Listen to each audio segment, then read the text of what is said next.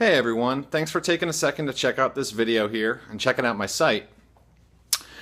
So, first thing I wanted to do is I kind of want to show you one of the pieces that I've got here up on my mantle. Some of you might know this piece. This is called Congo. And this was a piece that I showed in The Other Side of the World Part 2 at Lois Lambert Gallery out in Los Angeles. And the reason why I wanted to show you this is that when I had the show, this piece generated a lot of buzz. A lot of people came by, took a look at this piece, spent a lot of time talking about it. And if you're not aware of what's going on here, this piece is about the many wars that have been taking place in Africa over the end of the 20th century and going on into the 21st century. And it's millions of people have been killed in these wars. And it's sort of an unreported event that's happened, that's happened in our world. And so I did this piece because it was an important subject matter that I really wanted to do. And the thing I really want to point out here is that, as I mentioned, it's up here on my mantle. And that's because I love this piece, but you've got a elephant skeleton covered in hanging wildflowers to symbolize the dead. And most people are not going to want to have this piece up in their living room. So as much positive feedback as I got from this work, it sort of reflects the problem of being an artist and trying to be a successful artist within the constraints of the art world as it stands right now.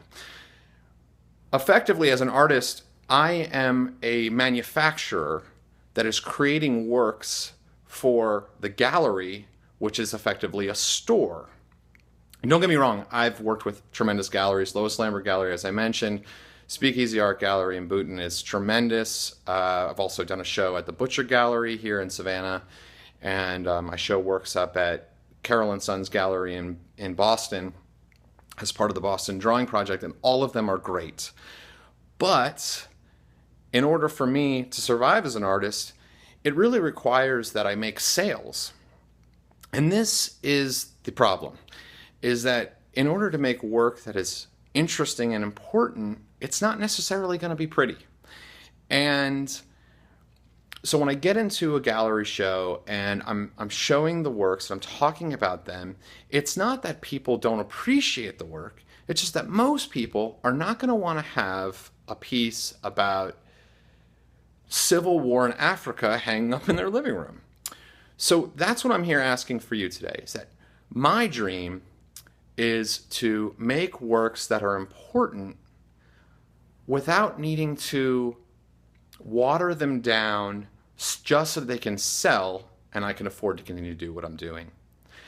Have you ever considered investing in a dream? Because that's what I'm asking right now with asking for donations for this project. What I want to be able to do is continue to do works like this that have meaning and purpose and are more than just another pretty picture. And I really can't do that without you.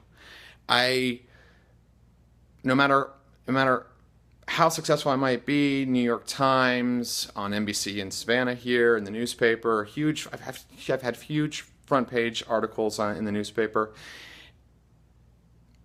The fact is that in order to continue to do this, it requires money. It requires money to actually be able to make the show happen, rent space, frame, all of that. I mean, this piece took me 100 hours. So if you think of that 100 hours drawing time, that's over 2.5 weeks of work, of standard work week. And that's just the drawing. That's not doing any research. That's not framing. That's not any of the other stuff that goes along with this. So I'm asking you today, take a second and consider investing in my dream. And then I can keep doing work like this that has meaning and impact and something that I think that you can be proud of. Thanks for taking a second to look at this video. I really appreciate you taking the time to investigate what I'm up to. Thanks a lot.